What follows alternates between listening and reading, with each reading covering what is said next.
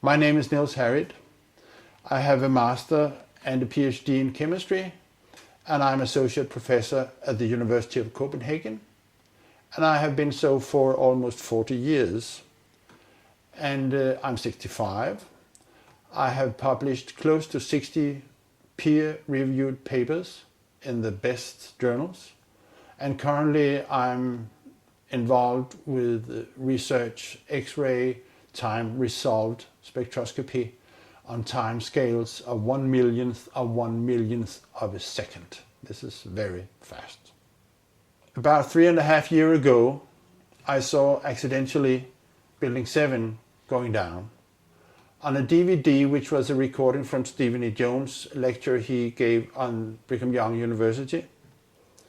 And that caught my attention immediately because, for one thing, I have never heard about this building before. And second, I couldn't understand what was going on because apparently it collapsed with no reason at all. So that, as a scientist, I'm trained to trying to understand what's going on around me, and I couldn't understand. And from that day, I have not had any free time because later on, I started looking into it. I started working on the local scene in Copenhagen, Denmark, and I got involved with a team of scientists, which also counts Stephen E. Jones, Kevin Ryan, etc. A total of 9 people, and in a kind of research investigating the dust from the collapse on south of Manhattan.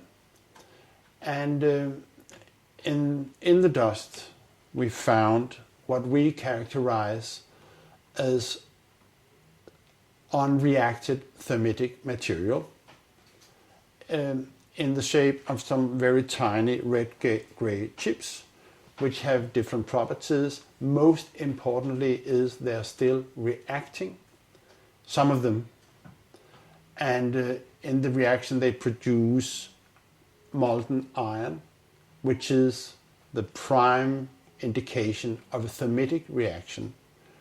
And such a reaction can be used to destroy steel structures.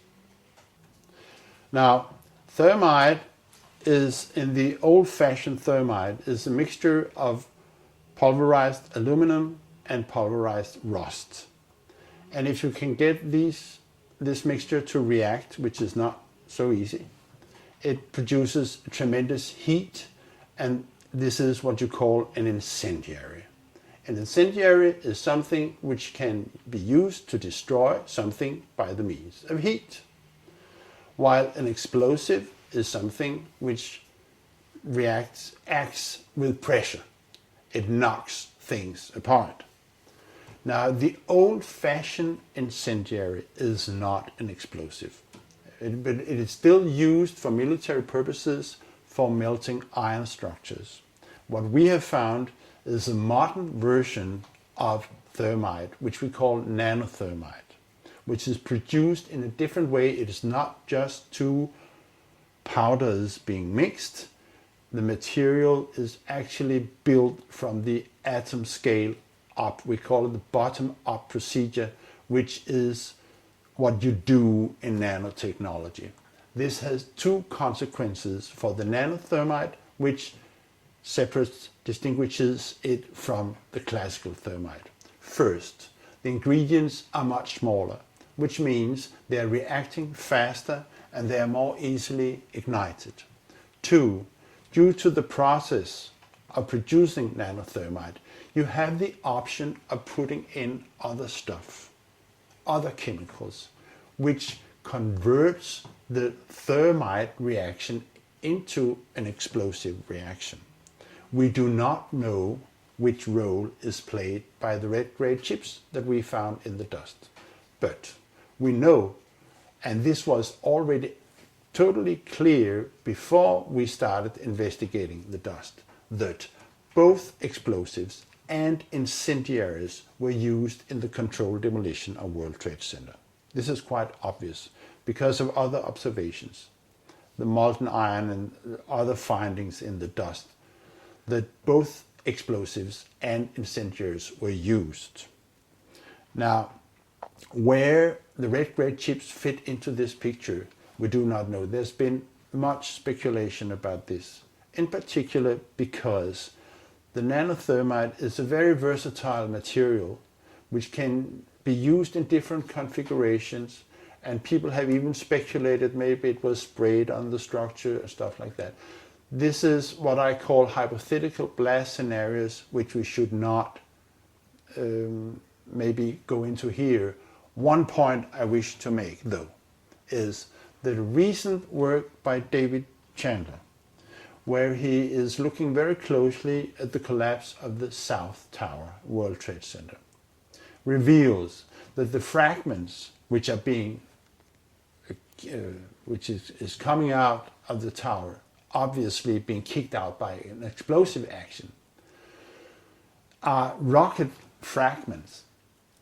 For once, they have a trail of a white trail after them, which could be aluminum oxide, which is a product of the thermite reaction. Second, they quite obviously have rocket properties, which, in my opinion, means that when we are that the discussion between incendiaries and explosives is obsolete in this situation. What we are dealing with, I think, in World Trade Center is modern military material which is unknown to the general public.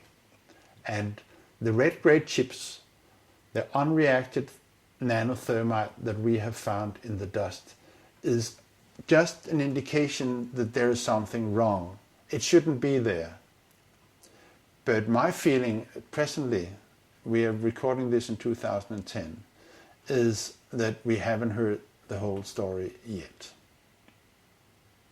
The findings of the nanothermite in the dust is an unambitious proof that something was going on September 11th, which was unusual.